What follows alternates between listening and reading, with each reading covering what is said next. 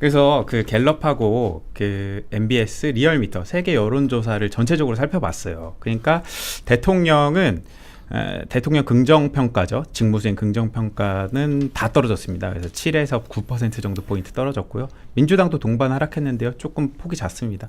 4에서 6.9까지 빠졌어요. 그래서 어디서 공통적으로 빠졌나 살펴봤더니 호남하고 60대였습니다. 보십시다. 그래서 얼마나 빠졌나 보면은 갤럽이랑 MBS 리얼미터 이렇게 빠졌고 민주당 지지율도 동반 하락했습니다. 자세히 보시면은 이제 요 부분이죠. 왼쪽 다 보시면 돼요. 왼쪽 이렇게 보시고 이렇게 보시면은 대통령 긍정평가는 60%대에서 한 50% 후반 요 정도로 떨어진 것 같고 민주당 지지율은 40 중반에서 40 초반으로 조금 빠진 모습을 보이고 있습니다. 그게 사실은 원래 대통령 지지율이 워낙 좀 높은 편이라 가지고 빠지는 폭이 더 큰 거죠. 그리고 앞부분에 이게 이제 읽어드릴게요. 세 기간 모두 대통령 직무수행 긍정평가와 민주당 지지율이 일제히 하락했다. 분석의 초점은 어느 집단에서 공통적으로 많이 빠졌는지 그리고 이번 하락을 여론조사 표본 구성 변화만으로 설명할 수 있는지에 대한 걸 다루는데요. 다시 말하면은 이제 과소표진 문제를 다루려고 제가 이걸 가져왔다가 의외의 결과가 나왔고 이 결과는 이번 전당대회에 되게 직접적인 연관이 될 수도 있겠다라는 결론에 도달했습니다. 계속 보시죠. 네, 설명해 주시죠. 그래서 새 집단, 그러니까 새 여론조사를 기관에서, 보시면은 여론조사 기관 거 하나하나씩 보면은 사실 이번에 다 빨간불 들어왔어. 그러니까 파란불이죠. 그러니까 다 떨어졌기 때문에 어떠한 공통점을 발견하기가 되게 힘들어요. 그래서 이거 세 개를 동시에 봐야겠다. 그래서 세 개 모두 빠진 것 그리고 세 개가 모두 고르게 빠진 것을 위주로 한번 순위를 매겨봤어요. 그래서 대통령 지지율 관련해서는 호남이 1등이었습니다. 호남이 어떻게 빠지냐면은 갤럽이 10 그리고 MBS 10 리얼미터도 9.5 해서 세 기관에서 모두 호남에서는 10% 안팎의 하락이 있었습니다. 그리고 60대도요. MBS가 17가 정도 빠졌고 갤럽도 10 그리고 리얼미터 9.6 빠졌고 부울경이 빠졌어요. 부울경은 전재수가 당선됐는데도 불구하고 대통령 지지율은 빠졌습니다. 그래서 8, 9, 9.6씩 빠졌고요. 이렇게 보시면은 대통령은 이런 부분이 되게 많았어요. 대통령 지지율 같은 경우에는 공통적으로 빠졌고 공통적으로 많이 빠진 사안들이 한 10개 정도 돼서 그건 제가 다 뽑아왔습니다.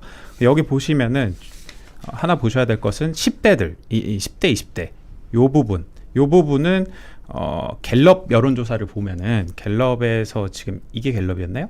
네. 아무튼 많이 빠졌는데 요거는 이번에 왜 이제 대통령 부정평가가 늘었냐에 대해서 이유를 조사하는데 거기서 이제 그 선거 관리, 그렇죠. 재선거, 뭐 부실선거, 부정선거 이거에 대한 책임론이 대통령을 향해서 갔다. 법적 제도적으로는 아니지만 대통령이 거기에 대해서 책임지는 그 모양새가 돼버렸다.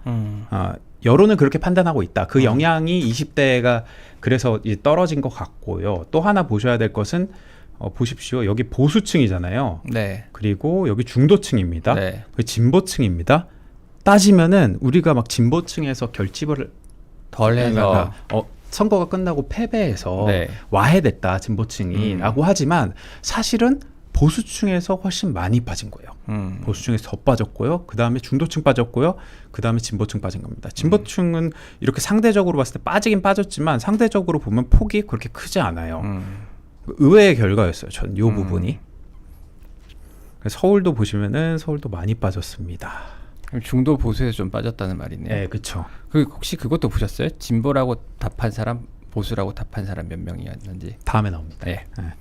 역시. 그래서 민주당은 보면은 선명해요. 민주당은 많이 빠지지 않았습니다. 그 보면은 이제 60대와 호남에서 많이 빠졌습니다. 보시면은 9, 12, 9 뭐 요 정도 빠졌어요. 그리고 다른 것은 보조지표로 볼 게 서울인데요. 서울에서도 민주당 지지율은 아까 대통령 지지율과 마찬가지로 굉장히 많이 빠진 상황이더라고요. 그래서 요거 해석은 보시면 될 것 같은데 호남 같은 경우에는 보시면은 원래 지지율이 너무 높았어요. 그래서 조금만 충격이 와도 좀 빠지는데 그렇죠. 그 양이 되게 크게 느껴지는 거야. 그러다 보니까 전체 지지율에 영향을 미치는 경향이 굉장히 컸고, 이게 보시면 호남 같은 경우에는 이 부분이 보시는 게 단순히 이게 전국 선거를 졌냐 이겼냐의 문제만으로 이 결론이 나왔을까가 아니라, 호남 같은 경우에는 특수한 상황들이 있지 않습니까? 공천. 경선부터 해가지고 뭐 김관영 무소속 지사도 나왔고, 뭐 저기 김명록 지사는 그 선거가 한 6시에 오후 6시 끝나자마자 주먹 페북 올리고 막 하면서 그런 여론들이 반영됐을 수도 있다. 이거는 호남에서 좀 더 그 심층적으로 좀 분석이 당해서 해봐야 될 부분인 것 같아요. 60대는 하락했는데요. 60대 같은 경우에는 민주당 코어 지지층이라고 불리는 분들도 포함되지만 86세대죠. 전통적인 그 보수층도 같이 있는 경계 세대입니다. 그렇죠. 그래서 이 부분들 같은 경우에는 국민의힘 지지율이 올라갔어요. 그러니까 뭐 견제 심리가 높아졌다고 볼 수 있죠. 그리고 아까 얘기했듯이 보수, 중도, 진보로 봤을 때 이게 전체 이렇게 지지율 빠진 게 진보층이 이완한 것이냐, 내부 분열을 해가지고 혹은 마음이 하나가 되지 못해서 마음이 식어서 이런 이유 때문이냐도 있겠으나 보수 중도층이 더 빠진 게 컸다라고 보시면 될 것 같고요. 요건 아까 설명드린 거고, 요것도 한번 읽어보시면 될 것 같습니다.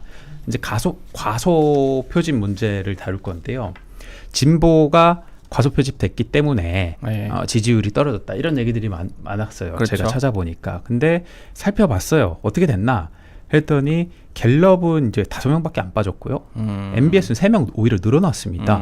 그리고 리얼미터는 빠졌어요. 리얼미터 많이 확실히 빠졌네요. 빠졌어. 네. 근데 우리가 아까 갤럽하고 MBS 여론조사 봤을 때 그치. 대통령 지지율과 네. 민주당 지지율이 동반 하락했잖아요. 네네. 그러니까 사실 표본이 그대로인데 하락했기 때문에 이것은 표본 문제라고 보기는 어려울 것 같다고 볼 수 있고, 리얼미터 같은 경우에 좀 더 세밀하게 봐야 됩니다. 어쨌거나 진보층이 많이 표집되지 않으면 민주당이나 대통령 지지율이 빠지는 거니까요. 그래서 보면요, 리얼미터 같은 경우에는 요걸 보시면 됩니다. 진보층이 이게 선거 전에 비해서 선거 후에 같은 이제 그 진보층이라고 응답했음에도 불구하고 대통령 지지율이나 이렇게 민주당 지지율이 빠졌다는 거예요. 그러니까 표본 문제일 뿐만 아니라 그 지지층 자체의 동력도 결집도 떨어졌다, 이렇게 해석해야 될 것 같습니다. 단순히 표본 문제만은 아니다. 근데 여기서 더 중요한 것은 아까 계속 얘기했듯이 이 평균값을 보시면요, 어디서 많이 빠졌냐, 대통령 지지율이 보수에서 제일 많이 빠진 거예요. 그리고 중도에서 많이 빠졌습니다. 그럼 반대로 말하면 보수랑 중도에서 그만큼 지지가 높았다는 뜻이잖아요. 그렇죠. 근데 왜 이렇게 됐을까? 왜 그렇게 됐을까? 대통령은 유이재명이라든지로 상징되는 중도 보수 확장 전략을 구사하려고 주력을 했죠. 했는데 선거 때는 사실 그렇지 못했잖아요. 그랬죠. 그래서 그 전략이 민주당이 이제 전면에 나서면서 이게 좀 빠그라진 것 같아요. 그러니까 중도 보수 전략이 완벽하게 이게 작용을 못하면서 오히려 중도 보수 표가 달아나는 바람에 지지율 하락에 더 큰 영향을 미쳤다. 그렇죠. 그러니까 단순히 지금 당내에서는 뭐 너네들 맨날 민주 지지층이 싸우고 선거 졌는데 여론조사 응답하겠냐? 이렇게 얘기하지만 사실 그건 엄밀한 분석이 아니었던 거예요. 그렇죠. 보수와 중도에서 가져올 수 있었던 사람들이 빠져나갔다라고 보시면 됩니다. 그러면은 제 개인적으로 봤을 때는 보수층이나 중도층에서는 이제 그 정부 여당의 능력을 좀 많이 보는데 이번에 그 민주당에서 발생했던 여러 가지 일들이 있잖아요. 네. 그 사실은 매끄럽고 원만하진 않았거든요. 네. 특히나 지금 이제 전당대회를 앞두고 벌어지는 일들은 그것도 이제 정권 되게 초반에 이루어지는 일이기 때문에 이게 굉장히 어떻게 보면은 특히나 민주당은 능력이 없다라고 볼 수도 있을 것 같아요. 그런 것들이 좀 영향을 많이 미친 것 같고, 특히나 뭐 서울시장 선거라든가 이런 거에서 보여줬던 무능력이 분명히 있는 거잖아요. 그쵸. 위기 요인들을 제대로 컨트롤하지 못했다라는 생각이 드는데 그런 부분이 좀 일정 정도 영향을 미친 게 아닌가라는 생각이 드네요. 저는 이거를 하면서 그 김민석 총리가 그때 그 권순표 그 라디오 나와가지고 한 얘기 있었잖아요. 네. 거기서 두 가지 얘기했습니다. 민주당의 승리 공식 두 가지 얘기했어요. 첫 번째, 완벽한 당정 일체, 그리고 두 번째, 중도 중도 실용 확장 이게 검증된 승리 공식이다라고 얘기했는데 김민석 총리가 이 여론조사를 분석했나? 라는 생각이 들더라고요. 봐봐요. 청와대는 중도 확장해. 그리고 중도 실용해. 여당은 전혀 그렇지가 않아. 그럼 당청 관계가 이상하니까 여론조사가 떨어져. 보수 중도에서 빠져. 그리고 마찬가지. 그래서 맞죠? 그런 거니까 김민석 총리가 봤구나. 나처럼 똑똑한 참모가 있구나. 라는 생각이 좀 들었다. 어떻게 보세요? 다시 데리고 일하시고 싶으세요? 똑똑한 참모를 하잖아요. 그래서 우리가 전대 때는 이 분석은 참 잘했다. 그렇죠. 그래서 네. 전대 때는 해야 될 건 뭐냐? 정청래냐 김민석이냐 이게 중요한 게 아니에요. 결론은 뭐죠?